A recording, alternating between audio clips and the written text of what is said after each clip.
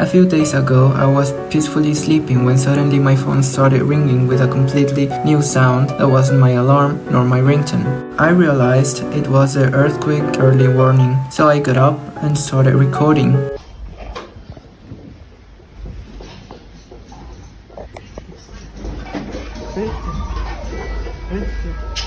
Experiencing an earthquake is weird. I mean, imagine this, the ground in which you stand or your bed, couch or chair is probably still right now. And it's like this almost all the time, right? Well, now just imagine how that apparently solid ground in the matter of seconds it converts into jelly. Literally, it moves like if it was jelly. Growing up in southern Mexico means experiencing many natural disasters through all the year. Since I was a child, I remember earthquakes being part of my life because I lived in one of the most seismic zones in the country. For this reason, I have a long history with them, having lived at least 130 earthquakes with magnitudes above 4. But what is an earthquake? Well, according to the USGS, an earthquake is what happens when two blocks of the earth suddenly slip past one another. The surface where they slipped is called the fault or fault plane. The location below the Earth's surface where the earthquake starts, it's called the epicenter, and the location directly above it on the surface is called the epicenter. The first that I can remember was probably the one occurred on June 5, 2007, when I was 3 years old. I remember going home in the night after visiting someone with my parents, and when we were preparing to sleep, all started shaking. So my mom tried to calm me down, explaining me that it was made by Jesus. Then, on March 20, 2012, I've experienced the first magnitude 7 earthquake of my life.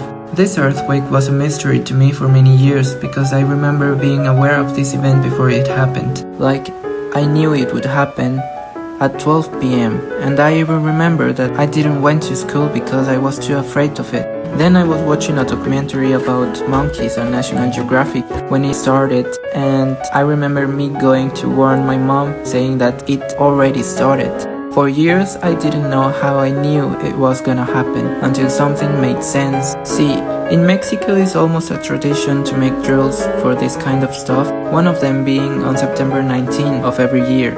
But in the state where I grew up, there's another date too, on March 20, and the drill usually happens at 12 p.m. So my strongest theory is that I knew we were gonna have a drill, but my 8-year-old mind thought it was gonna be an earthquake. And the timing was perfect, because the earthquake occurred at 12 and 2 minutes p.m. So basically it was at the time.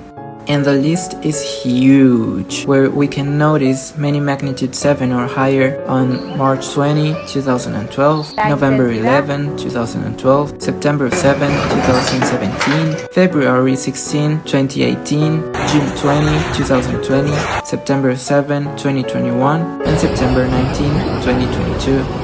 As you can remember at the beginning of this video, I mentioned the Mexican earthquake early warning system. Some of you may know something about this system, but if not, it is a network of sensors sprinkled all across the southern coast of Mexico, where when one of them perceives an earthquake, it alerts the other sensors, and if a second one confirms the earthquake, the system activates the alert on these cities.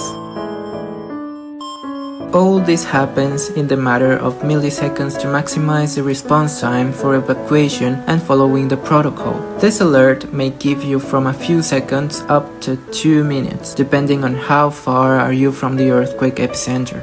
And the new feature of it was the implementation of the cell broadcasting alert, which was the one that I received that morning, being the first time that it was used. If you're planning on visiting a place with seismic activity, you have to be prepared for this kind of situations. In case of an earthquake, the first thing to do is keeping calm. If you are between the first and the fourth floor, you can evacuate your building following the protocol. Don't scream and don't run. If you are on the 5th floor or above, you have to recognize the safe spaces of it. Sometimes it is marked with this kind of signs, but if not, you can stay near to the columns of the building or under the door frames. Keep away from windows and objects that may fall, and don't use the elevators. Once the earthquake has finished, There you can evacuate your building and wait until the authorities inspect it to determine if it is safe. Also, if you're visiting a beach or a coastal zone and you experience a strong earthquake, that is a sign for you to evacuate, as this represents a high risk of tsunami. Thank you so much for watching. Don't forget to like and subscribe. This really helps me creating more videos. And if you want to appear in the next video, leave a comment below. Be safe. Bye.